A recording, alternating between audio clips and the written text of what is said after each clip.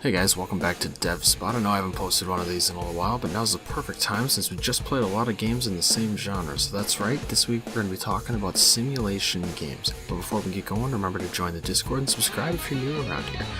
Without further ado, let's get started.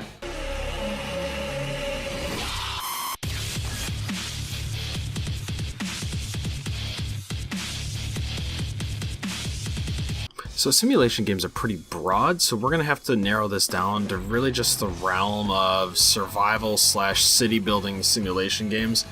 I really don't want to get into dating sim territory because that just gets kind of awkward. Also, as a side note for any of you new devs, remember this is a really difficult genre, so I would highly advise against starting off in this genre, just because it takes a lot of planning and takes a lot of research to do this really well. And on that note, the minimum viable product is also really difficult to define in this case because simulations require a lot of moving parts, they require a lot of research, and they require a lot of time to put them together properly. So, instead of going there and arguing back and forth about what the minimum product for a simulation is, let's talk about what some common themes in a simulation are. The first one is micromanaging. In my opinion, everything needs to affect something. You can't just have something random sitting off on the side and really not mattering, because the players are going to notice that and they're going to wonder why that element is in the game. So it needs to affect something.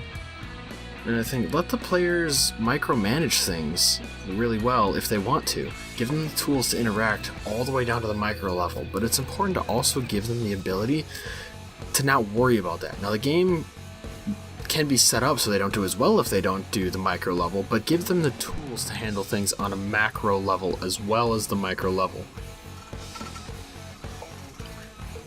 Also, here's another big one that I've noticed. Players need the freedom to mess up. If the player messes up, let the game punish them. Let it spiral out of their control. Or let them mess up, and in 10 minutes, let them realize that after they made that mistake, there was nothing they could do, but they could take experiences after that and still learn from that instead of just being immediately cut off. So let things take a while to fail, but you need to let the players fail. Don't hold their hand throughout the entire thing. It's okay to hold their hand through a tutorial, but not the entire game, okay? Another thing when it comes to freedom is they should be able to customize their experience to at least some degree. This could mean a lot of different things, but mainly let them customize the skin of their UI at the very least. Let them customize the world they're controlling. Let them tailor something about their characters or the subjects that they're controlling or the buildings or their landing spot. Even if it doesn't really affect everything to a huge degree, let them at least customize it a little bit. And don't feel the need to make people lose immediately either. Don't make it so brutally hard that they can't win, and don't make them immediately lose the game from one simple mistake. Like I said, it's okay to let that one simple mistake cause a chain of failures and eventually spiral out of control, or stop them from progressing later on. But if they make one mistake, don't make them lose right away. There are some obvious caveats to this, like if they don't defuse the nuclear bomb in the middle of their city. Yeah, I mean, that's a pretty good way to just end it immediately, but maybe make it more obvious that that is coming up and that that's going to happen.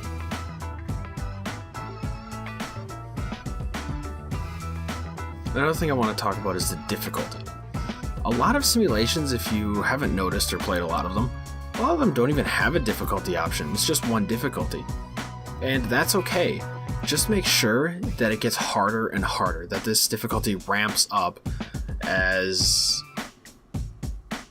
an exponential curve. Make it start out easy, add one thing, add two things, then start adding 3, 4, 5 different things at the same time. You make it get harder and harder. Make them micromanage after a while. Let them be lazy for the first 20, 30 minutes and then get harder. And to kind of illustrate this, the difficulty should feel like balancing plates. You start out with one, okay, balancing one plate, not too hard. But ready or not, another one's coming, and just keep going like that. And also, this kind of goes along with the freedom to mess up a little bit, but let them get into a hopeless situation if it makes sense. If they never did X, but X is required, and very obviously required, to stay alive or to continue progressing. Let them get trapped. Let it happen. Let them realize, oh shoot, I should have done this before. And that's kind of a soft lose. One, they don't actually lose the game, but they realize they can't continue progressing if they don't fix that, or if they never did that. Another key element in these more difficult simulation games is a sandbox mode. This is a good mode for especially difficult games just because it allows people to interact with things without the fear of losing. Lets them test out different elements, different end game things, different early game strategies without the fear of money or anything. And they're not stressed out about losing, and they can have fun with the game. This might be the mode that some players exclusively play in, whereas hardcore players stay in the main mode. It's an option. You don't need it, but it's kind of nice thing to round out the game. Make it look like you have that extra feature, even though it's pretty easy to implement. Now, this is more of a perspective thing, and this is more of a personal preference than the other ones. I'd say the other ones are more so requirements or fact-based, but this one's more of an opinion and has less experience to back it up. Let the players see everything. Let them have that God perspective. Maybe not all at once, but don't hide information from them. Let them see everything, let them know everything if they choose to micromanage it down to that level. Give them information even if you think it's unnecessary. Let them see it. Not to a crazy degree, but let them see how things interact with each other at a very micro level. And another thing with perspectives, first person doesn't usually work for this genre. It certainly can.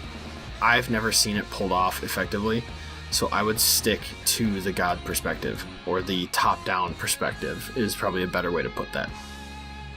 So we've gone over a few of the major categories such as micromanaging, freedom of the player, some difficulties, sandbox mode, God perspective. Now, here's a little bit of my advice on this. Do your research. This is one of those genres where it matters more so than most genres. People that typically play these games tend to be a little bit better educated than some people that strictly play platformers or horror games. Now, that's not to diss anybody, but that's just that people that play simulations tend to be a bit more curious, tend to be a bit more ingenuity is the word I'm looking for, but I want to say more engineering minded, and they're less susceptible to just be BS'd. They're not likely to bring much suspension of disbelief with them when they start the game. So keep that in mind when you're creating the game. Also, get creative. The universe is your playground here. Even if you're just going to make another SimCity or Cities Skyline, make it quirky. Remember, no one else can make the games that you make. Now, this one was a little bit shorter than most of these DevSpot videos, but I hope it was helpful to you, and if it was, leave a like, leave a comment, let me know what you think.